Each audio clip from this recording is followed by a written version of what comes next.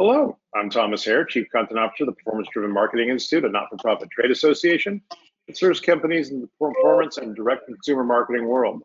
Welcome to the first event in our 2025 Spring Seminar Series, today created by the PDMI Workshop Council, titled Data, Privacy, and the New Regulatory Environment. We welcome all of you to today's event, PDMI members and non-members alike. If you're not a PDMI member but are attending today, we'd love to have you consider joining the association. There's no better way to support the mission of the PDMI than joining and sharing your voice in the direction of the industry. In the handout tabs of your control panel, you'll find our PDMI membership brochure. I urge you to download it, flip through it, and contact any member of our team should you desire more information. The best way to get on screen at one of these is to become a member and get your voice heard. One more housekeeping note, the group will be addressing any questions from the audience at the end of today's session, but you don't have to wait to ask them. Utilize the questions tab on your control panel to type and send your question in. We'll be collecting them and we'll try to get to as many as possible in the final moments of the webinar. So as 2025 unfolds and the new presidential administration continues to change the regulatory game, particularly in areas affecting performance marketers, such as the FTC's consumer protection regulations, data privacy, tariffs, and more, the PDMI Workshop Council welcomes this group of experts to discuss what they're seeing right now and their expectations for the rest of the year. The group will be moderated by Randal, Shaheen, partner at BakerHostetler, member of our Government Affairs and Workshop Councils. Randy, thank you. Gentlemen, welcome. Take it away. Thanks, Tom, and good afternoon, or I guess for West Coast folks, good morning to everybody.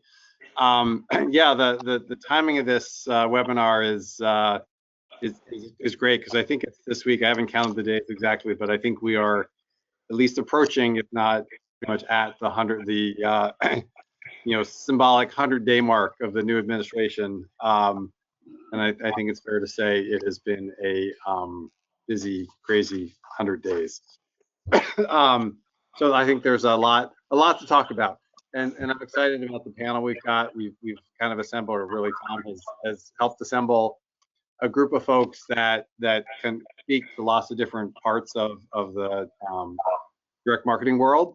And so I'm going to let each of them talk a little bit about who they are and their background, and then we're going to jump into some discussion questions. Dan, do you want to kick us off, and we can go around the screen here? Yeah, absolutely. Hey everyone, my name is Dan Thompson, Executive Vice President of PlusOne Company, high performance BPO and call center solution provider specializing in direct to consumer sales, customer experience, omni-channel support, 20 years in leadership and performance marketing, contact center operations, and excited to be here to support this effort here. I'm not sure which cue. Why don't you want to jump in, Harold? Yeah. I'll go next. I didn't know where the thing was. I'm Harold Hance. I'm the managing partner, owner of Leap Fulfillment and Mountain Valley Integrated Solutions.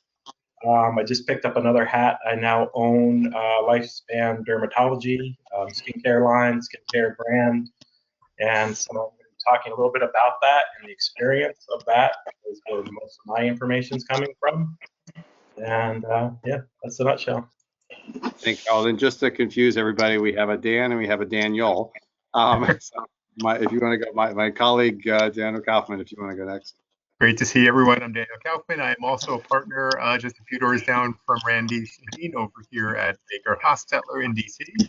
I've been here for about 3 years, but prior to being at Baker, I was at the Federal Trade Commission for 23 years, doing a lot of the issues that we will be talking about today. So great to see everyone today. And Mark, do you want to finish this up? Well, thank you. And thanks for having me join everyone today. I'm Mark Poczatek, and I'm the Senior Executive over at Verde Payments. And we specialize in providing credit card processing and payment services for businesses that have reoccurring payments, continuity plans, and a lot of specialized niches that need a little more attention than just what you could get in your regular bank. Thanks, everybody. So I debated where to start because, like I said, there's so many different topics to potentially start with, but it seemed appropriate to probably start with tariffs, since that seems to be the thing that grabs the headlines most days. And it seems like one day the stock market is up 1,000 points, and the next day it's down 1,000. If only I could predict that, I would be fabulously wealthy by now. So with respect to tariffs, let me throw it out there, and I think Harold will start with you. But what are folks seeing out there, experiencing out there as far as the impact of tariffs? Have you seen companies trying to adopt strategies to try to mitigate the effects, changing sourcing potentially? And if anybody is bold enough to predict what they think might happen down the road, I saw there was some new predictions today about whether we might or might not have a trade deal with China on the horizon. But Harold, I'll throw it to you first.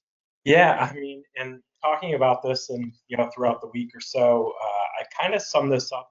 The first 45 days and the last 45 days of tariffs, where the first 45 days to me is fast and furious. So if we're going to talk about movies, it's been fast and furious. Phone was ringing. It was like, what do we do? I get a call of, I need 150 to 200,000 square feet of outdoor storage. I'm a manufacturing company of homes, and we ship to the U.S., but I need 150,000 to 200,000 square feet of outdoor storage secured. So field that, hand that off to the local real estate agency, help that out, help the local economy, hopefully, and all those great things. The other calls I was getting is, hey, we're a Canadian company, we ship to the U.S., we need a U.S. presence. We'd like to drop ship to you, we DDP right to your door, you ship it out, you handle it for us, and we take care of those services as normal. So that's kind of the fast and furious. The last 45 days is what I see is, if I'm going to pick a movie, it's going to be waiting to exhale. It's like, we're waiting, and everything is like a wait and see approach. So like, what's going on? Are we going to have tariffs? Or are we not going to have tariffs? So that's going on the gamut. Well, a lot of my business is based around direct mail. And so I have information, because we're going to be doing our own mailers here by the end of June. And currently, if I pick up 100,000 mailers, I'll have it produced and I'll have it printed and sorted and inserted in Canada, because it comes out to about 73 cents a mailer. If I do it in the States right now, it's about 80 cents a mailer. So it's, it's 100,000 mailers, that's a $7,000 difference. Tariffs come into play, expecting about 35% of what they're projecting. Now it's going to go to 83 cents a mailer in Canada and remain at 80 cents a mailer in the United States. So the method that he's implementing, our president's implementing, is like, let's drive more business to the States. Obviously, I'm going to be printing my materials in the US at that point in time, but currently the plan is to print in Canada, have it set down, and we'll distribute from there. So it's just a whole wait and see approach.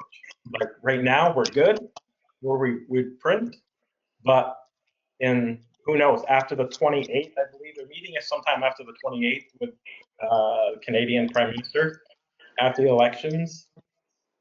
So we'll see. I mean, it's that waiting to exhale. So is what I'm seeing.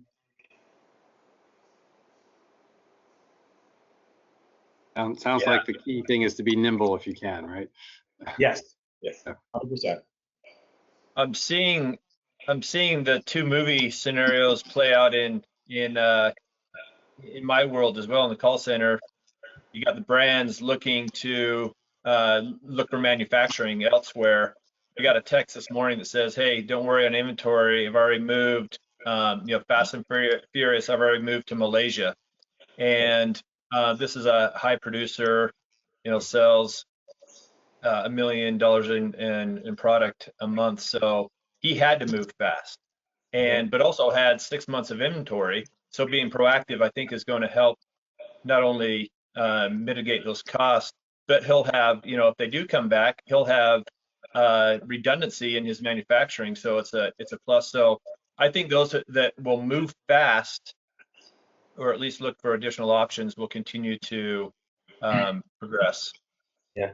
I mean, to that point, Dan, we actually have another customer that ships to all Regal cinemas. We're working on shipping to all East Coast, And so all the cups, the buckets, the size drinks, and all those aspects that would use paper products at Regal, they're looking now, they're actually already started a manufacturing plant in Texas to combat some of these issues about trade and tariffs. So it's there. So I see instances of President Trump's plan working the way he wants to see it work, but I'm also seeing instances like, let's call this bluff and let's hold on. So we'll see. So. Yeah.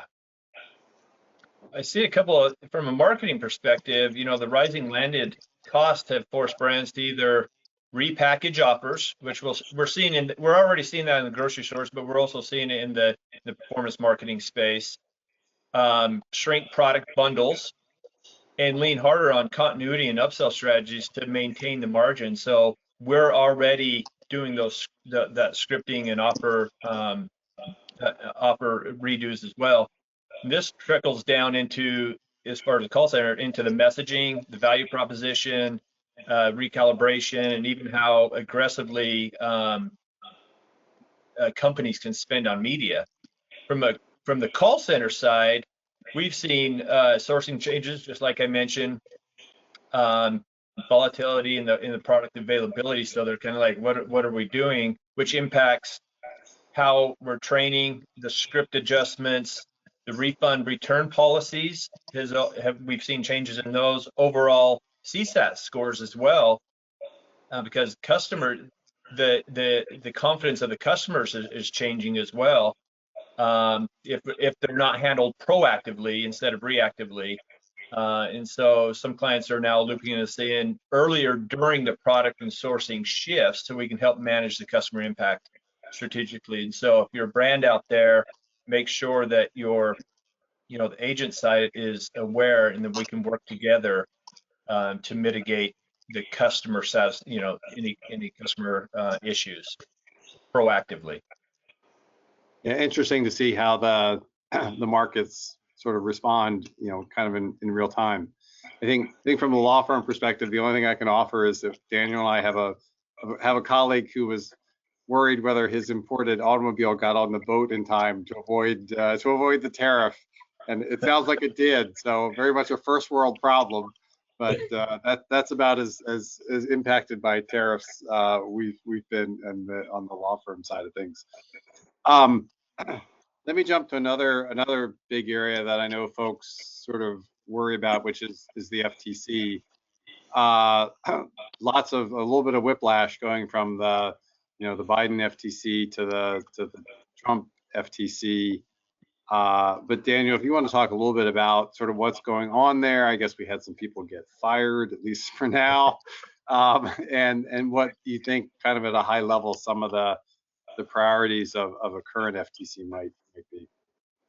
Yeah, thanks, Randy. There's a lot going on, and maybe I'll sort of put things in three buckets. First, sort of what's going on at the agency, people-wise, and two of the commissioners were terminated a few weeks ago, Commissioners Slaughter and Bedoya. They have filed a lawsuit in DC to get their positions back. That is being adjudicated right now in the district. And there's actually an oral argument at the end of May on that, which could be interesting. If you happen to be in DC, you can watch that. But at the moment, there are three Republican commissioners. We've got our new chairman, Chair Ferguson, Commissioner Holyoke, who joined about a year ago, and the latest commissioner, Mark Metter, was just confirmed about 10 days ago, and he's been sworn in and is at the commission. So three commissioners right now, all Republicans, and work is certainly continuing at the agency. And we've also seen replacements at the higher level of the bureau directors and office managers and things like that, but staff remains the same. Assistant staff, there have been less turnover at the FTC than what we've read about at other agencies in terms of departures, but there certainly have been some. In terms of what's coming out of the agency so far, work is resuming. We've seen, a bunch of cases have been announced. To be clear, when you see sort of cases early in administration, these cases started a while ago. They're being announced now, but they also reflect the priorities and interests of the new administration. Three of the cases have been what I would call more a traditional fraud case.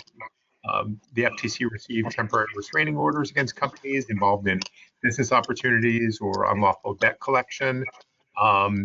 They also just recently announced a case against a large ride-sharing platform involving disclosures and subscription practices. Went after an AI company for doing some questionable online cash advance work. But on the privacy front, there's a really interesting letter that Chairman Ferguson sent. You've probably heard about the bankruptcy of 23andMe, which may have information about several of us, at least they do have about me. So they're in bankruptcy. So the question becomes, what happens to all of the health data that they have about American consumers? And traditionally in that context, the FTC has sent a letter reminding companies that the promises you made to consumers when you collected the data survives the bankruptcy. And Chairman Ferguson sent a very similar letter to 23andMe's bankruptcy trustee, reminding them that whoever purchases, or if they purchase, the data that 23andMe has, they are still subject to all of those promises that made to consumers over the years. So a really important concept under FTC law and the promises you make about privacy, and certainly Chairman Ferguson, very consistent with what the FTC has traditionally said, that if you made the promise 5 years ago when I swabbed my mouth and gave you my DNA, that promise still exists now and into the future. So a really important letter. And finally, I'll just mention some broad, no, actually, two other things. The other big thing that that Ferguson did announce was he submitted a request for information asking consumers and businesses about how platforms moderate content on their platforms and how they sort of deplatform people. This is a very important to him. He's raised it a lot and really wants to understand people getting kicked off platforms for sort of speech issues, and that comment process is happening. Unclear exactly what the goal is, whether it's enforcement, reports, but he is very focused on how platforms sort of monitor their terms, and are they sort of acting in a way that's consistent with the terms that they've set forth about how they monitor and police content. But some other broad concepts just to keep in mind that we'll see with sort of the new FTC. Less rulemaking. I know for the last 4 years, we've been on a number of these panels talking about all sorts of new and pending and possible FTC rules. We're going to see a lot less of that. Very unlikely, much more likely that a lot of the rulemaking that's been going on gets stopped, and we'll see what happens with the rules that have been finalized. And really more of a return to the sort of FTC cop on the beat, focusing on more traditional law enforcement, perhaps less likely to expand the bounds of what is covered by the FTC Act, less broad interpretations of the law. And I would say two other things that we will see, a broad focus on privacy. They do care about it. They particularly care about whether you're getting adequate consent when you're collecting sensitive information, whether it's health, geodata. That remains a real important issue for the FTC, and also privacy issues involving kids and teens. That they've emphasized that as an important issue. And actually, I will say one final thing. I just saw an article that came out quoting Chris Mufarage, who is the new director of the FTC Bureau of Consumer Protection, and it was all about targeted advertising and data for advertising purposes. And he said the FTC is no longer going to talk about surveillance pricing. You may recall that is a term that was quite popular under Chair Khan, which really suggested nefarious conduct. And he said, look, we're agnostic about it. You know, there are benefits to targeted advertising. There can be issues, but we're not going to call it something like surveillance advertising. So still interested in targeted advertising, but expect less name calling. That's sort of the gist of the article I just saw. Thanks, Daniel. And you mentioned the prior FTC's kind of rulemaking bonanza, I guess. One of the rules, and PDMI submitted comments on this, was the proposed click to cancel rule, which did get issued not too long ago. Mark, do you want to kind of take us on a deeper dive into what's going on with the click to cancel rule? What we might expect? If you think it's going to come into effect on time, and kind of what some of the basic kind of provisions are. Yeah, absolutely. The FTC's click to cancel rule, which they gave it a cute little name, was finalized back in October of 2024. and it really aims to make it easier for consumers to cancel subscriptions and memberships by requiring the businesses to make the cancellation process as easy and as straightforward as it was to sign up for the services. This rule will impact businesses who offer reoccurring subscriptions, free trials, and other negative option feature where essentially the consumer's silence is interpreted as accepting of the continuing charges. The rule is set to take effect in May, which is next month of 2025. However, we all feel that the enforcement of this is going to be delayed due to many legal and political challenges. One thing that I heard was there was about 16,000 comments from merchants and businesses when they started releasing this rule. So I do not think it'll take effect in May, but it will definitely probably hit sometime this year. One thing that a lot of clients come to us that they don't even realize that they're operating under a negative option program until we start reviewing their website and their offering. Because a negative option feature is any provision of a contract under which the consumer's silence or failure to take any kind of affirmative action is actually felt as consent that they want to accept the offer. And that's not a good way to go. We see a lot of chargebacks in those scenarios. And there's 4 really clear, distinct areas of the click to cancel rule. Is number 1, you need to do clear disclosures. The businesses now must clearly disclose all material terms, including auto renewal, reoccurring payments, before obtaining the customer's billing information. You also have expressed informed consent. Consumers must explicitly agree to the subscription terms, especially including any negative option features before being charged.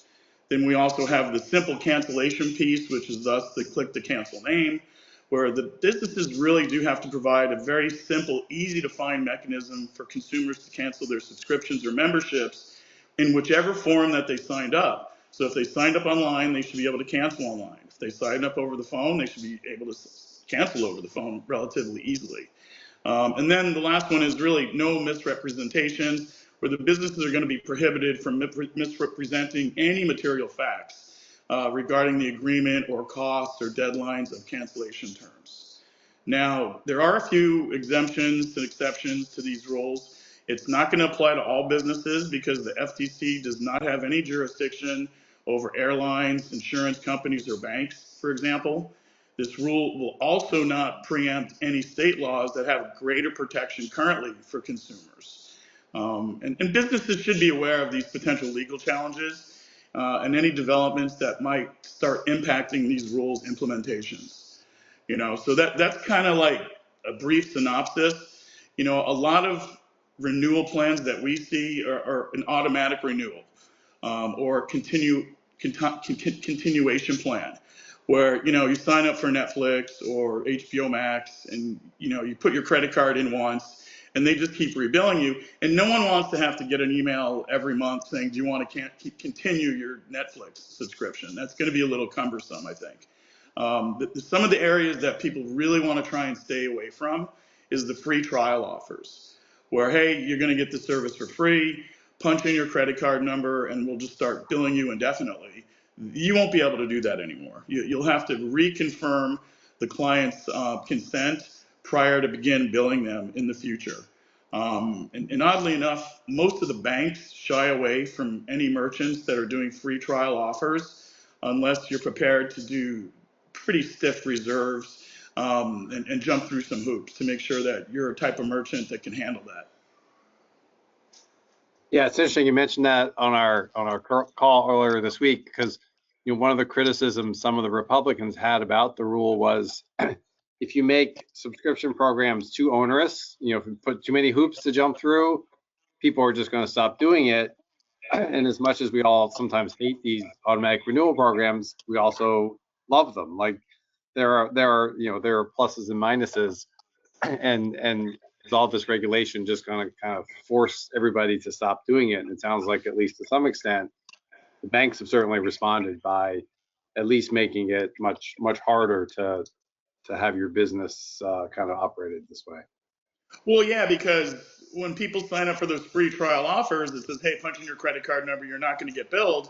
you know, and they really never intend to keep the service a lot of times after that free trial. So it causes a lot of chargebacks to the merchant, which is not good for the business. Yep.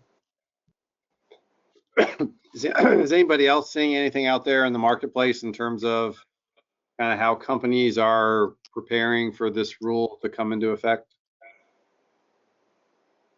I mean, I would just say there is a lot of frantic efforts to come into compliance. We're certainly hearing from a lot of people about getting in compliance, more than I've seen in most other rules. I'm seeing a lot of my API customers that are pretty much set with the click to cancel from that. It's really getting the order management systems up to play on getting something that's, you know, that doesn't have the human touch. So I'm just, my question though, Mark, from you said if they place an order over the phone, then they can call in to cancel? Yep, they should be able to just call in just like they signed up and cancel. Okay, so, all right, so that alleviates some of it then. From my interpretation was we had to provide them an easy like web portal for them to cancel even if they place the order over the phone. So They can still cancel digitally, but they have the ability to either cancel digitally or over the phone. right. Okay. Well, and it's designed for the people that might not really be tech savvy, and Right. let's face it, it might be some of the older customers out there that they signed up over the phone. They don't use the computer very often. So to direct them to the computer now is making it a lot more difficult to say, hey, I don't want this, Right. you know. Yeah, we're trying to navigate that. And really the bottom line is that the rule isn't just a legal change, it's a UX mandate as well, right? Brands will need to re-examine their digital flows, scripting, and even their agent training. And this is, you know, where the call center and the customer experience comes in. And so consulting with our current clients to get out ahead of this, ensuring that, you know, ensuring retention doesn't rely on friction, but instead on value and communication performance. And so make it slippery. And I think in the long run, it's making it easier is just the right thing to do. Yeah, because chargebacks are bad for the businesses. Yes. You lose the product, you lose the money. Mhm. It's bad for the merchant. Yeah.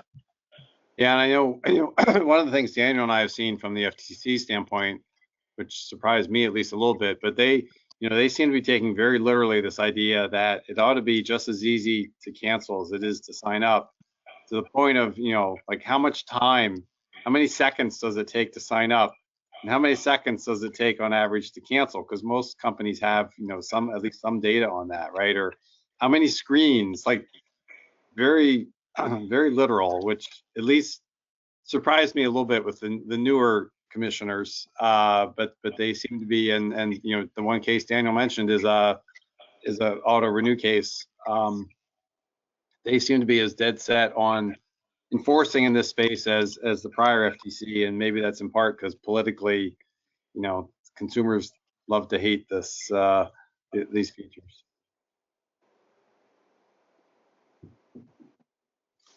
Why don't we jump from click to cancel to talk a little bit about call centers? I know lots of folks on the call probably either, if you don't operate a call center, you probably use one. So Dan, do you want to talk a little bit about some of the kind of trending regulatory challenges or issues that call centers are facing? Yeah, sure. Happy to do that. From the call center side, we're in a moment where compliance isn't just a box checking exercise. It's becoming a competitive distinguisher. There are several regulatory pressure points that we're watching pretty closely. So one of those is the TCPA and consent management. We just talked about that. TCPA is still a big one. The FCC has been tightening the definition of consent. And, you know, the recent rulings mean express written consent must be explicitly documented. And that's, you know, we have human capital, but we have digitally in our UX management, we've got to be able to document those and provide them in the requiring those times to be a little bit faster. And so we've got to be able to produce those documentations, especially when using auto dialers, AI voice agents, SMS. So we've just had to, implement layered consent capture and audit trails to protect both ourselves and our brands and clients. There's, if we layer it down a little bit, there's also state level laws beyond the federal action. So states like California with the CPERA, Colorado, Virginia, they're enforcing their own data frameworks. So really, you've got to go to the highest level and make sure you're compliant there that covers, all state level. At least covering the most stringent states in your operations is kind of our the way that we're handling that. We get into subscriptions and disclosure rules with click to cancel. We just talked about the tighter enforcement we think around subscription offers. And so we as a call center have to be crystal clear in how we're offering and presenting, and we call it red lettering at PlusOne, ensure that cancellation flows are compliant and friction free, just slippery. So, that includes the scripting, the tone. You wouldn't think about the way that you tone that or kind of muffle, but it's got to be clear, right? And what's captured in our QA monitoring. I'm going to mention AI and voice bots because we are engaged in AI voice agents. So the emergent space of AI voice, ensuring how they follow the same compliance standards as human reps. Now, this is up in the air and how to manage that, but we're treating those as human reps right now. Some states are already proposing, right, disclosure requirements at any time, and so we're following that really closely anytime AI is involved in a conversation. So we've learned to be really proactive in our compliance, training agents on the why behind the regulations, and embedding consent logic into our tech stack. Thanks, Dan. How much vacation time do your AI bots get? Is it pretty? Just two weeks a year. Yeah. Okay. For maintenance. Downtime. All right. Yeah. We've mentioned privacy, data security a little bit already, but wanted to kind of drill down a little bit on that area as well. Obviously, it's another area. Dan, you mentioned all the different state laws. The FTC's been active. What are folks seeing in their respective kind of spaces as far as, how is industry dealing with all these various and sometimes somewhat conflicting privacy laws? How are they dealing with the risks associated with data security? Like, what are some compliance strategies or issues that you see kind of in your space? Yeah, you're exactly right. And this is all up in the air. While a single federal privacy framework seems unlikely in the, maybe even in this year, the patchwork of state laws that is growing is becoming a real operational challenge, so you just take the hierarchy, the most stringent states. As of today, I think it's over a dozen states have passed their own data privacy laws: California, Colorado, Virginia, Connecticut, here in Utah, and now states like Texas and Florida are joining that. And so something has got to be done. I don't know what can be done or what is going to be done. We'll find out as we follow that throughout 2025. But centralized framework seems on the horizon. Anybody else seeing anything out there as far as data security or privacy? Yeah, I can echo exactly what Dan's saying. Having a call center component as well. Planning for the most restrictive environment is the best route to go.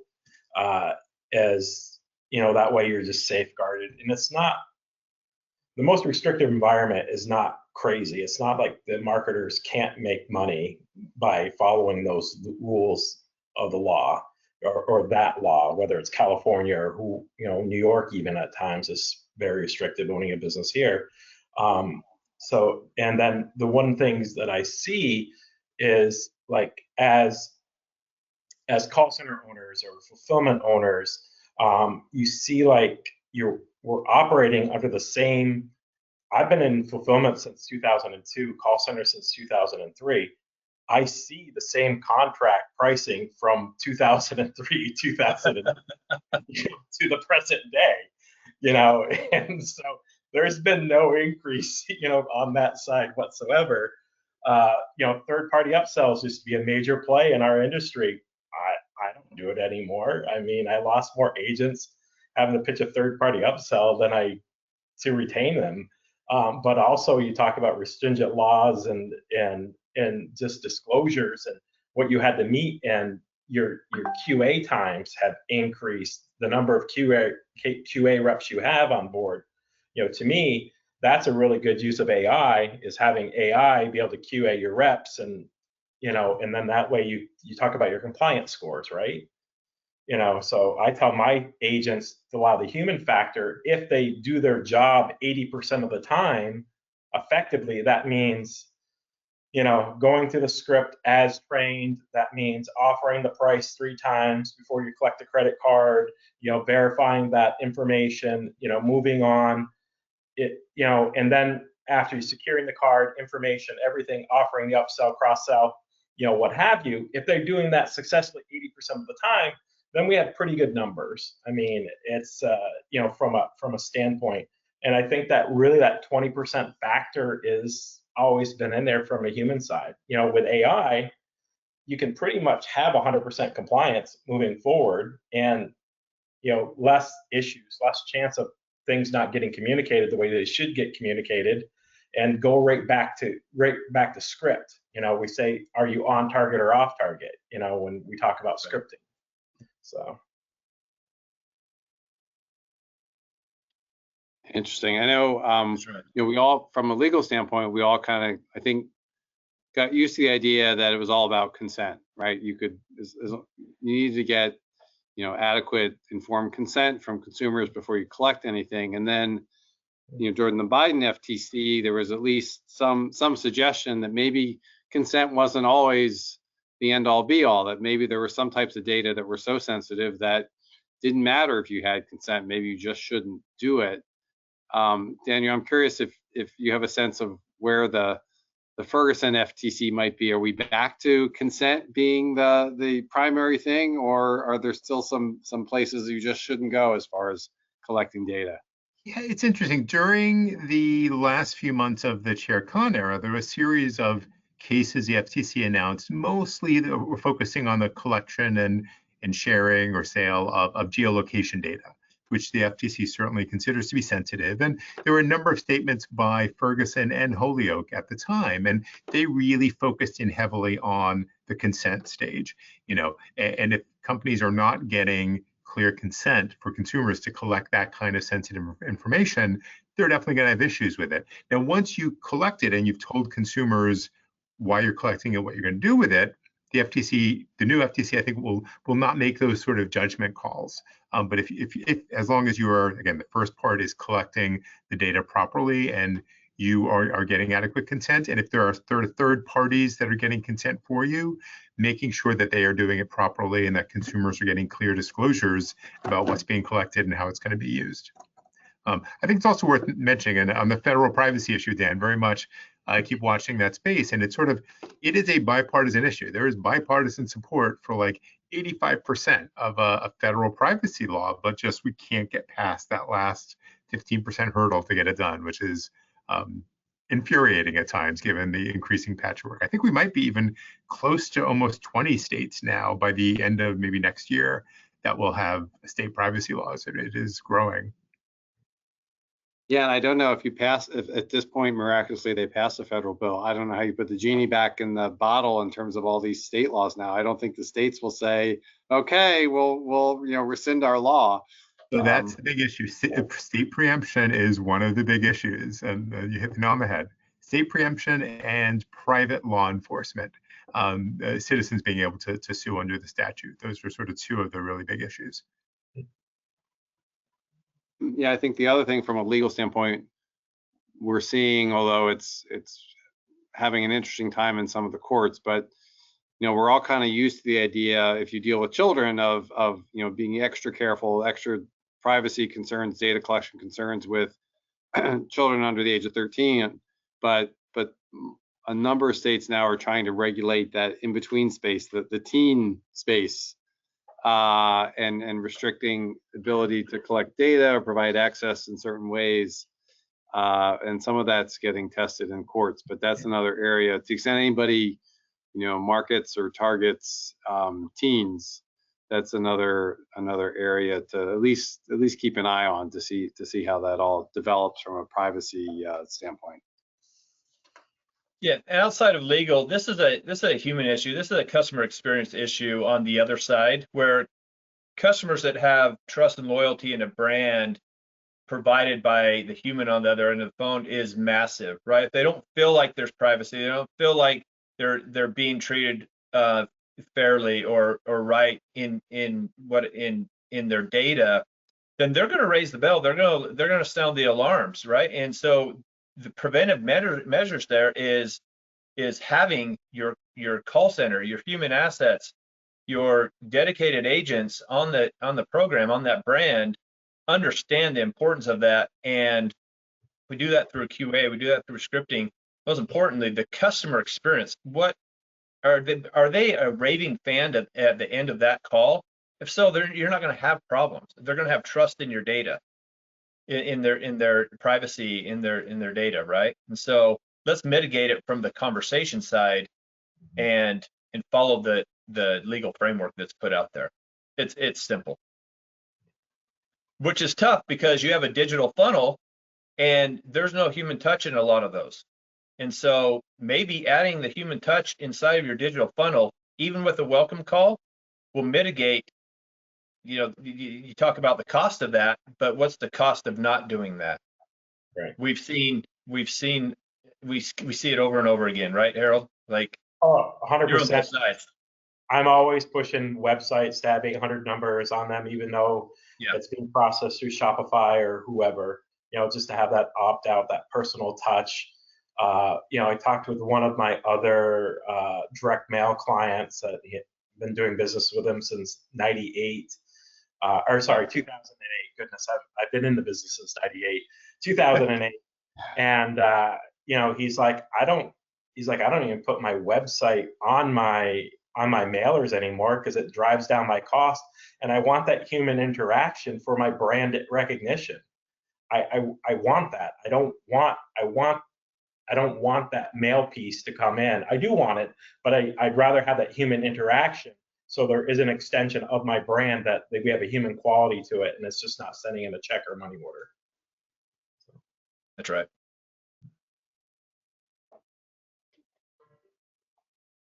Interesting. Well, I guess pivoting from human interaction, want to return back to AI.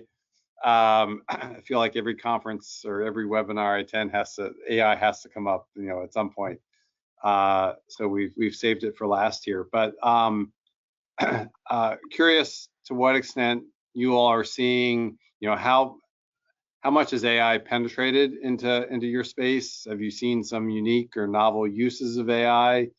And are there legal or ethical regulatory concerns you've seen at least potentially raised as far as the use of AI?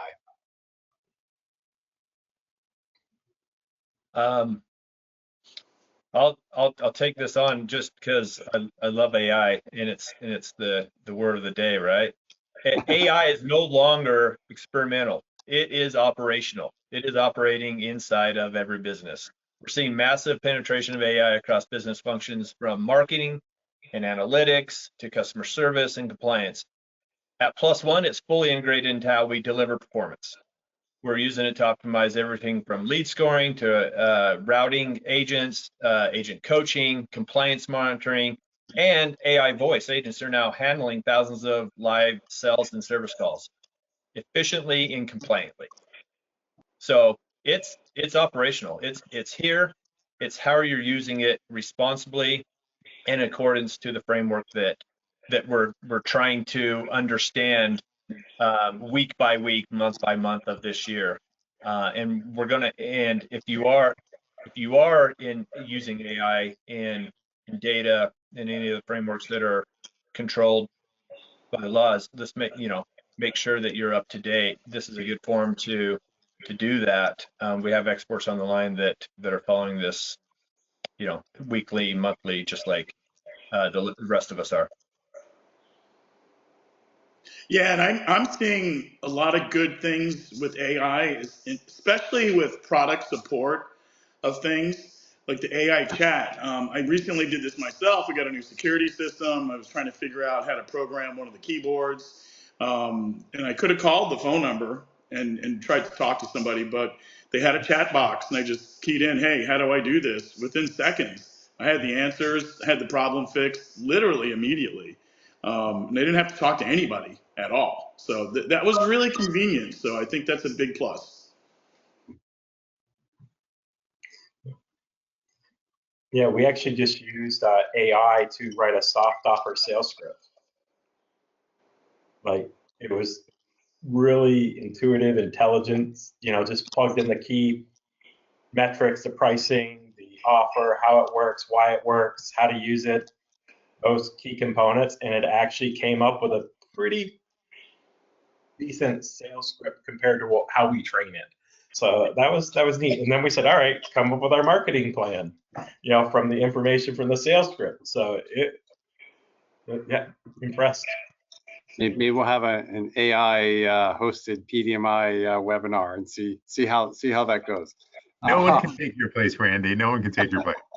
I mean, we could be all AI right now, right? Yeah, exactly. What about Daniel, from a kind of legal regulatory standpoint? I think the other day was the FTC warning people it's no longer the Nigerian prince that's going to try to get you to send them money. It's an AI generated voice of one of your children who's going to call and desperately, or some relative who's going to call you and beg you to send them money to some strange place. What do you think the FTC is going to do as far as AI? Yeah, no, it's interesting. Look, on the consumer education and fraud prevention front, there's going to be a lot of push at the FTC to really know who you're talking to, know who's sending you emails. And, the reality is you can use AI to do a lot of really bad things. That said, and this FTC is more cognizant, I think, of it, you can use AI to do a heck of a lot of really amazing things. Just the examples we're hearing just now were incredible. And, certainly the current FTC is much more mindful about not chilling the innovation that we're seeing in AI. And we saw this, look, if it's AI that's sort of being used sort of for a traditional fraud, we have this great new AI system to help you make money quick. That's the kind of stuff the FTC is going to be looking for and continue to look for, sort of touting of AI to do things that they can't do, misreps about what your AI can do.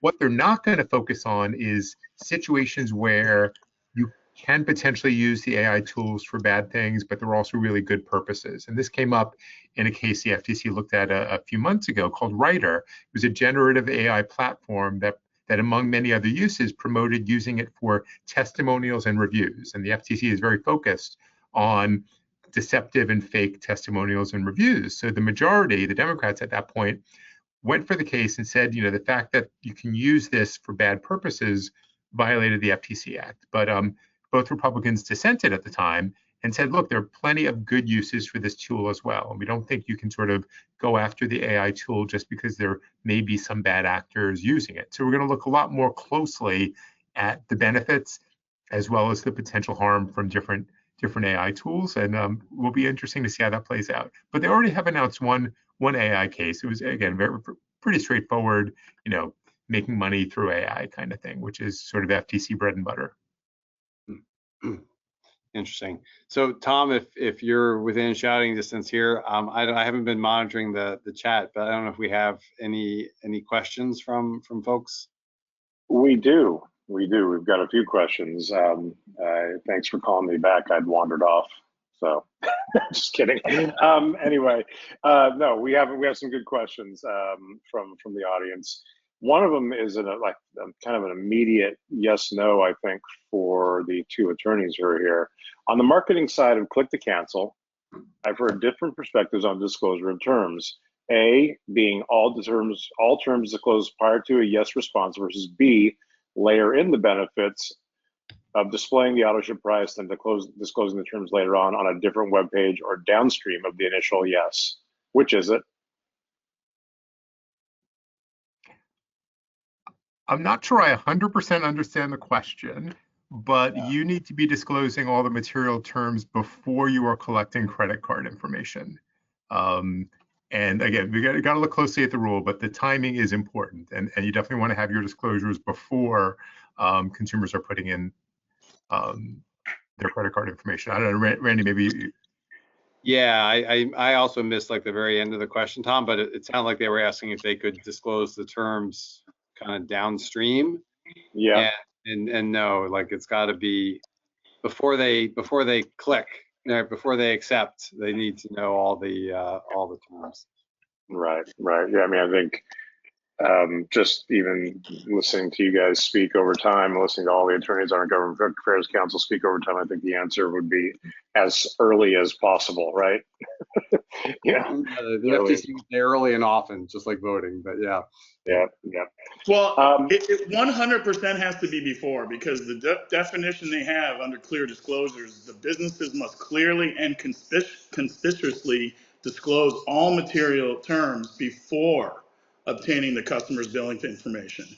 So on a website, we'd like to see all those disclosures and those click boxes saying, I agree to this, I agree to this, I agree to this, right in the same section that the client's going to be punching in their credit card information.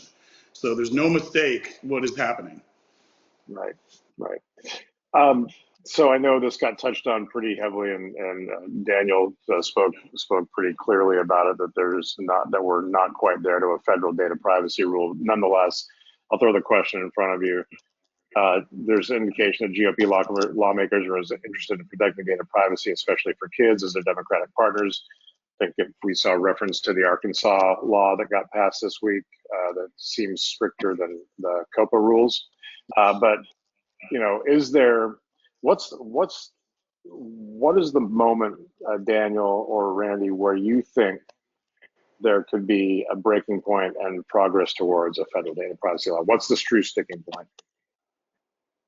Well, first, on the kids and teen side, to me, that is always an area where you can more likely get Congress to act and move forward. So amendments, whether it's amendments to COPPA, sort of a replacement, or some other mechanism that protects kids who are 13 to 16 over COPPA ages, but you can't just apply COPPA. So I do think there may be more movement there. Look, I mean, from my perspective, the preemption issue is difficult because the states have been passing these laws and they're getting very focused on their laws. So it's like if you raise the floor high enough so the law is good enough, maybe you get the states on board. But I don't know, it is hard to see out of that jam. I'm every once in a while I get optimistic, but then people laugh at me. So look, hopefully it will happen. But I've been laughed at many times when I get optimistic. So. Great. Looking at 12 months out, any regulations that could be coming down the pipeline that anyone sees as an obstacle or opportunity for your business or your clients' businesses? I mean, I think 12 months is a tough target at this point, given how things change on the daily with the administration. But is there anything that seems clear that might be coming that people need to be abreast of? I would say if tariffs do come into play the way they're supposed to come into play, I see a lot more business driven to the states from a fulfillment perspective, especially from even we're talking about international markets. I see a lot of people trying to break into the U.S. and international markets. Part of the problem is that they don't have a U.S. owned company. I see a lot of companies popping up in Cheyenne, Wyoming, I believe is, or Sheridan, Wyoming. Sheridan. Sheridan, right? So I see a lot of that, like contracts, like, so, but I do see a lot of opportunity on a fulfillment side, even on a call center side. where they're trying to break into the States on an international level, but also people or countries like Canada that are shipping from Canada to the States, them having it shipped south of their border. Yeah, I think it's challenging too, because we haven't really talked about it, but there's the executive order out there, which I think is similar to one Trump did his first time around, where for every new regulation, you have to get rid of whatever it is, 10, right? So you got to want it really badly to issue something new. And I know, Commissioner Holyoke has mentioned that as kind of an impediment to the FTC promulgating, a bunch of new rules or regulations. Great. One that just popped in, and this is for obviously Dan as a call center guy, but anyone else who's seeing anything happening with call centers. Are call centers using voice AI for outbound calls? And if so, what type of call? Is anyone seeing that? We are currently not using AI voice for outbound calls. The regulation there, even on human agent calls, is tight, so we don't want to enter that market because the regulation is so tight on outbound anyway. We didn't even want to go there. Now, although we are going to get into an outbound customer experience call that is kind of less regulated because they're already a current customer. They've requested information, and it's almost like getting a text, right? It's just informational, and we have cleared that legally to be able to do that. But as far as sales, not right now. And I don't know of anybody that is taking that on, although my phone rings a few times a day with some AI agents. So they're probably not on this call because they're in some dark room. Great, thanks, Dan. I'm going to wedge this last one in. Save the Sale was an initial target of the FTC's click to cancel rule effort, and kind of got pushed to the side, or at least that's what we saw happen. That Save the Sales were essentially saved. Can anyone share where things currently stand with Save the Sale? Is there an expectation that might come back up? And what's the concern level there? Yes. So I can kick it off. Be careful with Save the Sales. It was written out of the rule. But going beyond one Save a Sale could be a big problem. Again, you don't want to have multiple buttons you got to click. And I think maybe if you're presenting a Save a Sale, you might want to have an option there to cancel immediately. But look, I think the new FTC and the current and the old FTC realized there is a lot of value to Save a Sale, and consumers save money, and there's a reason why it's there. It benefits both sides. So be careful doing it, I would say, but I don't think it's going to come back into the rule. But I think if you're putting up 3 screens of Save a Sale offers, I think you may have a problem. We follow the rule. Is that Dan? Yeah, I'd say we follow the rule that it's prohibited to upsell, cross-sell during cancellation, right? And I think that's what we're talking about here. If someone's trying to cancel, you must obtain express consent before offering a discount or an alternative product, an upsell. And so that eliminates the sneaky retention tactics in the flow, right? And so I think the language is pretty cut and dry if you follow that process. Well, and it's worth mentioning there are also state laws at issue. I know California in particular, you have to be careful on the Save a Sale issue. That's right. Anyone else? I mean, we follow, a lot of our clients don't even want Save a Sale. Just give them back their money and make them happy and let's go on. We have one client in particular, like, I want to Save a Sale. And so we're like, all right, well, one and done. And like, we need you to hold us harmless based on that. I want you to write the script. I want you to write the procedure. I want you to write, that. So that's one of the, it's hard. It really is. It's like you try to make people happy, but if you talk to other providers that do customer service, I'm like, the word collusion comes out about, when you talk about save a sale. So that's the thing. We always recommend not save a sale versus, saving the sale. So is that most of our clients are at about a 5% return rate, so that's pretty stellar. I mean, especially when you have a direct mail, that's pretty typical. But we do have one client that has outside of our agency that has sales handed outside of our agency, and he has a little bit higher return rate, and part of it. But I think he needs to pivot sooner versus later. Has always been my recommendation to him. Great. I'm going to rejoin you guys here. We are just about out of time. So I wanted to say thank you to Randy for running the conversation. Thank you to Harold, Mark, Daniel, and Dan, as I see you on my screen. Really appreciate the insights and the thought that you guys have given to the topics here. Really great stuff. Thank you to the Workshop Council for the idea. If you're a PDMI member and would like to get involved, you can reach out to me today to directly share interest in any of our 7 member councils. Your next chance to attend the PDMI event live online is Wednesday, April 30th, a week from today. The latest episode of Take 20 will dive into how performance brands are reaching the millennial generation. Visit thepdmi.com/take-20 to register for the webinar and check out the upcoming schedule. Finally, online registration for PDMI West, the association's fall event at the Intercontinental San Diego, is open now. Badges are priced $395 for PDMI members and $595 for non-members. When you get your badge for the event, set for October 6th or 8th, you receive the link to book your discounted guest room at the host hotel. Right now, PDMI's rate is 35% off of the Intercontinental's rate and includes a complete waiver of the hotel's $47 a night resort fee. So it's a pretty great deal.